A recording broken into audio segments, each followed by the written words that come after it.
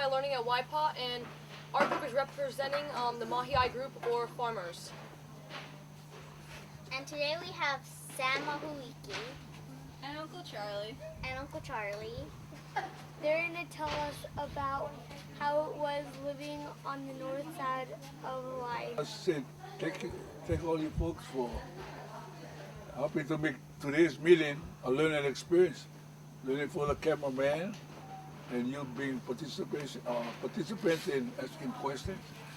And during our lifetime, we never see people at this age being behind a camera or something like this, recording for later on, for till the end of time. And a group participating, willing to participate, willing to ask questions. And how it was like on the North Shore, well, there's music that exonerates, that glorifies rain. Do that, you love that it's planting and then watching it grow and develop. It's interesting, it'll motivate you. It'll motivate you. And if you could sell it, like I see younger people than you along the streets, gathering fruits, avocados, or even making lemon juice, it's important that you start early. Everything you can do and generate income, that's money for you to spend. Today, every one of us would love that extra that would be luxury, get something different from what you normally have. And one of the ways in our American society, well, you gotta buy. But if you get the land, like back to the question, you get the land, you put it in the ground, let it develop, let it mature and fruit, and enjoy the harvest. Find fish and pigs when you want to go hunting. Like, how do you know where to find the fish and where to find the pigs? Okay, where to find the fish is if you live along ocean where you have reef, shallow. You're gonna notice when dry you won't see nothing. You need the tide. In fishing, you're gonna have to know the tide and the time the tide would be the right tide. See, like in our society, if I want to find somebody, I gotta know his habit. If he drinks coffee, so if you want to find him, go to any coffee shop that open early. Like people who have to work, they'll come down, they go. Charlie Pereira. I was raised in Jumalo, or now Villeville, in that area. And I started off with a crab net. The crab net is only about that big, and I sold that for a couple of times.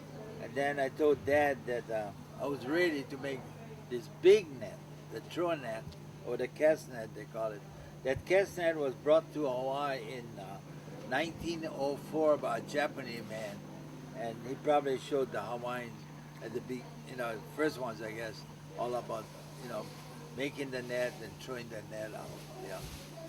But I've been sewing that net from when I was 12, 84 right now, and sometime back the wife and I tried to count how many nets I've made, and in 2009 we tried to count, anyway it was 62 nets, but right now I'm averaging a net a month. It takes me 4 weeks to make a full net.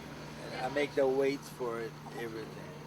For both of you, from when you were kids and now with everything changing, what was food like when you were a kid and how is it different now? Okay, let me say this. Okay, let me say this. I ate pork and beans and rice, spam and rice, sardines and rice. But today, when the meal comes on that table, you got a steak. And, more than one dish or different kinds of dish on the table. But anyway, even when I worked in with the sugar and pineapple fields, and that's what I had for lunch, spam and rice, pork and beans and rice. You got a question on there? Who was the first person who taught you how to make throw net? Was my dad, and then from my dad I learned with different people. That in fact, one guy that I'll never forget him was Uncle George Kalei in Anahola, and then the second one was Big John's dad, Joe Kawo. And I've learned from more than one person the different ways of sewing the net. Let me comment. Would be a mistake if you wanted to throw net from one way, but what he did, he made a basket because he had more eyes.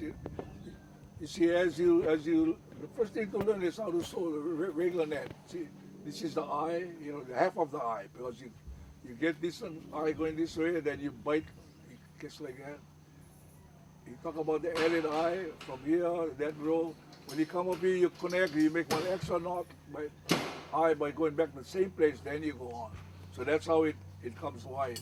If you make too much, then it can be a basket. If you make it less, it'll be like a Chinese hat. It'll stand up that way. You didn't put that extra eye in. But that's the difference about making the throw net. There's no more room for error. Otherwise, you'll get too much eye, and then when you fold it up to throw, you're going to be holding, if you don't have a big hand, you can't hold that net. So you're going to have to devise some other way to throw. But that would restrict you from throwing distance. So there's a lot of engineering going into a throw net. You can make the net, then the ability of you to use it as a tool to catch your fish. See if it's less high, then you got to be real careful how you throw it. Otherwise, it'll umbrella, and then in the air, it'll bounce back. Once it costs, it cannot go anymore. It'll shut it up and come a lump. And then you don't know where to pick up your net or go home. But if you went home without your net and you didn't sew it, your dad's going to kick your whole collar and you're going to send you back and go find that net.